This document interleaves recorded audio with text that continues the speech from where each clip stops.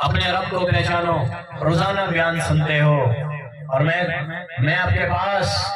ایک التجا لے کے بیٹھا ہوں، ایک جولی پھیلا کے بیٹھا ہوں۔ بھائیو، مجھے تو کوئی 8 سال کے بعد یہاں ساتھی بتا رہا 2014 میں یہاں کہیں میرا بیان ہوا، زندگی سفر میں گزر گئی، بڑے عرصے کے بعد کوئی 8 سال کے بعد آیا ہوں، اور میں دیکھ رہا ہوں چہروں میں کوئی تبدیلی نہیں۔ کیا اس 8 سال کے عرصے میں آپ نے جنازے کندھوں پہ نہیں اٹھائے؟ کیا اس عرصے میں کیا کوٹ گوہر محمد اور جسم کاوا اور باٹی بنگلہ اور نندپور چوپڑ ہٹا سے کبھی جنازہ نہیں اٹھا؟ کیا کسی عورتوں کے نوحے آپ کے کانوں میں نہیں پڑے کہ جوان شوہر میت بنا ہوتا ہے اور بیوی کے نوحے ہوتے ہیں؟ کیا وہ نوحے تمہارے کانوں سے نہیں ٹکرائے؟ کیا ان ماؤں کی صدائیں تمہارے دلوں میں نہیں اتری جن کے سامنے ان کے جوان بیٹے میت بنے پڑے ہوتے ہیں اور باپ بوڑھا موت کے انتظار میں ہوتا ہے، وار جوان بیٹے پہ ہوتا ہے، اور میرا اللہ پیغام دلاتا ہے کہ تم نے بھی مر جانا ہے؟ کیا یہ سارا نظام میری آپ کی آنکھوں کے سامنے نہیں ہے؟ اور اگر ہے تو ہاتھ جوڑتا ہوں، کافی چہرے بوڑھے ہو گئے، میں درخواست کرتا ہوں، اللہ کا واسطہ دیتا ہوں، بس کر جاؤ، بس کر جاؤ، بس کر جاؤ، توبہ کر لو، توبہ کر لو، اپنے اللہ کو مناؤ، موت کی تیاری کر لو، اور مرنے کے بعد کہیں اور جاتے تو کوئی بات نہ تھی۔ میرا آپ کا یہ مسئلہ ہے کہ موت کے بعد ہم نے اللہ کے سامنے کھڑا ہونا ہے، موت کے بعد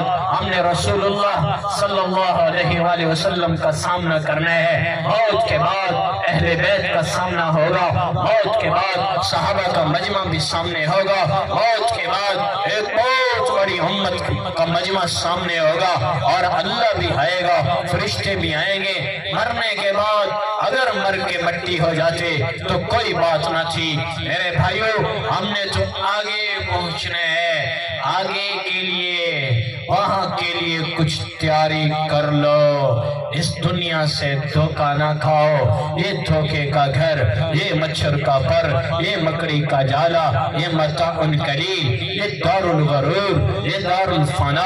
یہ دار البقا کوئی نہیں ہے، یہ مٹ جانے والا جہان، اجڑ جانے والی بستیاں، وَمَا الْحَيَاةُ الدُّنْيَا إِلَّا مَتَاعُ الْغَرُورِ، اس دھوکے کا گھر ہے۔ کَأَن لَّمْ تَغْنَ بِالْأَمْسِ شَيْئًا، سورج نکلا تھا صبح، اب یہ پہنچ آیا ہے، کل کا دن گیا، آج کا دن گیا، کوئی ہے جو واپس لا سکے؟ یہ کائنات میں وقت کی گردش ہمیں دھکا دے رہی ہے، موت کے قریب کر رہی ہے، قبر کے قریب کر رہی ہے، سوئی کی ٹک ٹک ٹک کسائی کے ٹوکے کی طرح میری آپ کی عمر کو کاٹ رہی ہے۔ میرے محترم بھائیو، عمر گزر گئی، زندگی کا ایک حصہ بیت گیا، اور ابھی تک اللہ سے تعلق نہیں بنا، تو سب سے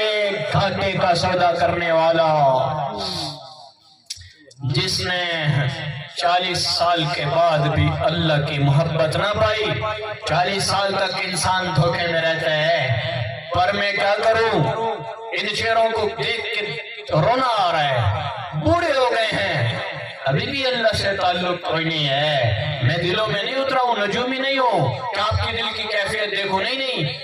میں تو دیکھ رہا ہوں چہروں کی کیفیت، میں ظاہر کا مکلف ہوں، میں جو آپ کے چہرے کو دیکھ کر پہچان رہا ہوں کہ رسول اللہ کی سنتیں زندہ نہیں ہیں، تو اللہ سے تعلق کیسے بنا ہوگا؟ اللہ سے تعلق بنانے کے لیے، اللہ کو راضی کرنے کے لیے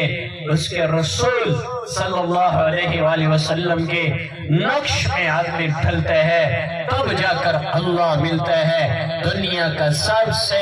گھاٹے کا سودا کرنے والا جس نے اللہ کو نہ پہچانا،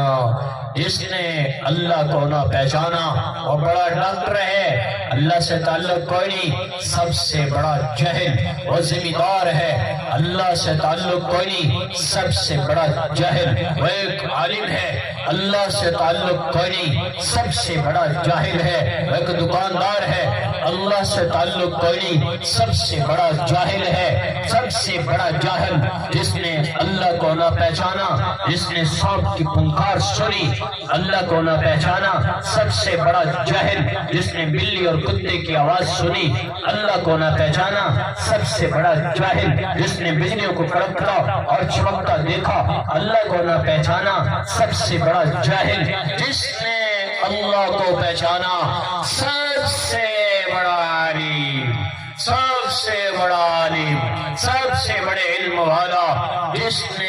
اللہ کو پہچانا، سب سے بڑا علم والا جس نے پتے کو دیکھ کر اللہ کو پہچانا، شبنم کے قطرے کو دیکھ کر اللہ کو پہچانا، بارش کے قطروں کو دیکھ کر اللہ کو پہچانا، ریت کے ذرات کو دیکھ کر اللہ کو پہچانا، پہاڑوں کی چوٹیوں کو دیکھ کر اللہ کو پہچانا، سب سے بڑا علم والا جس نے اللہ کو راضی کر لیا۔